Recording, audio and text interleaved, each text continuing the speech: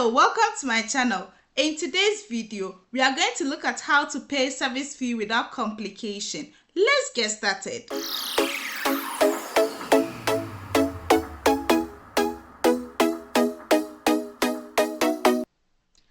The service fee is the amount of money international students, exchange visitors, and their dependents must pay to the U.S. Department of Homeland Security. So this fee is associated with the administration and maintenance of service fee program. The service fee program is to collect, maintain, and manage information about international students and exchange visitors in the United States. Now that we know what the service fee is about, let's look at those who qualifies to pay. As I said, one, international student, that's F1 visa applicant, and J1 visa applicant, that's exchange visitors. They must pay this service fee before applying for their visas. You must know that some categories of J1 exchange visitors, such as those on government-sponsored program, may be exempted from paying this service fee. Dependents of F1 and J1 visa holders do not have to pay service fee. So this is what we can see here. And if you need more information, this is the purpose of why the service fee is being paid. And this is what the service fee is all about. So I'll leave this link in the description so that you can look at it. So let's go to how to pay the service fee. So when you come to Google or your search engine and search service fee payment, this is what will come up. So what you need is the second link here. You would see these forms here. So what this form does is either to check your status, or like status, that's confirming whether it is paid, like you've paid your service fee or not, or to print out a coupon to use in payment of your service fee. So what do you need? You need your Form I-20 to get your service fee ID, your service ID.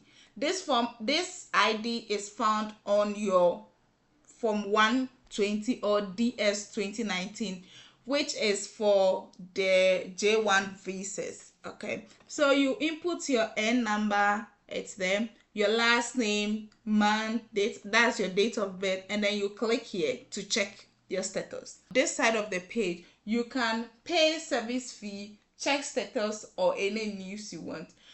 Platform is where you will need to generate the coupon. Note, if you don't generate the coupon, you cannot pay your service fee.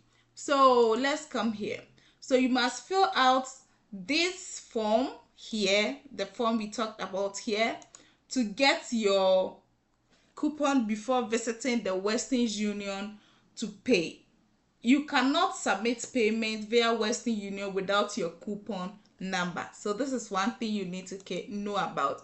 Also, when it comes to the payment, you can pay. Some countries are allowed to pay using debit card, Visa card, credit card online. And when you input your data and select where you're coming from, or when you're generating the coupon, everything will come up to know whether your country qualifies to pay online. So when most people use the Western Union approach or payments using money order or bill order, what you can do is you would get in touch with somebody in the state. It could be your friend, it could be somebody in the department. Speak with a trustworthy person, okay? Then you tell the person, you send your coupon to the person. Once the person agrees to help you pay your service fee. So this is an example of the coupon you can generate from the page. And the coupon gives instruction on how to pay. And this is the Western Union details you need to make your payment.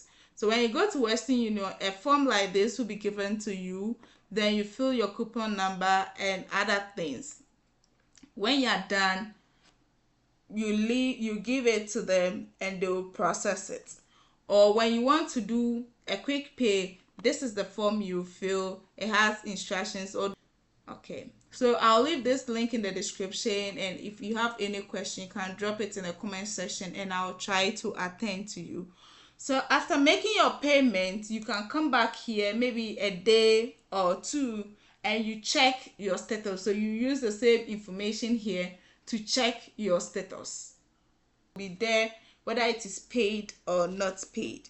Okay, you allow some time before you come to check your status. Once it is paid, you print out your receipt and you add it to your document. It is very important because the visa officer would like to see this document before approving your visa.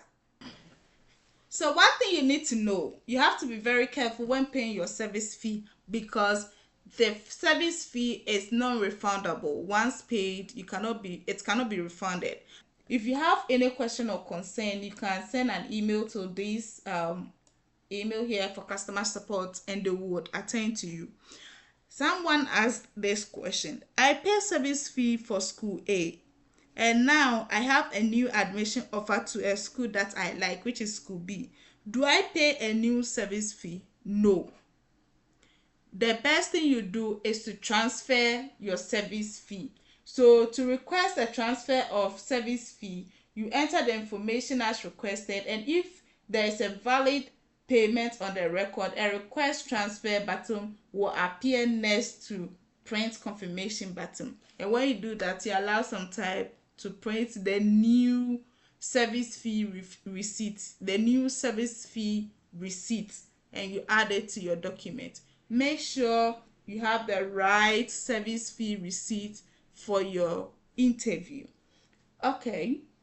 Yeah, I think I have touched on a lot of things, but I'll leave this form in the description. They have a contact here. If you have any question and the email is not answered, maybe within 2-3 days, you can allow a week, but you can also call them and they would attend to you.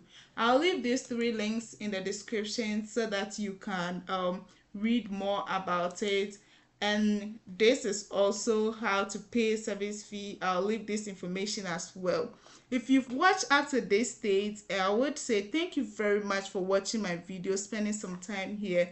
Thank you very much for watching this video after this end. If this video has been useful to you, kindly subscribe to my channel. Click on the notification bell so that you'll be notified anytime I post a new video. Till we meet again, this is the Study Abroad Diaries. Adios.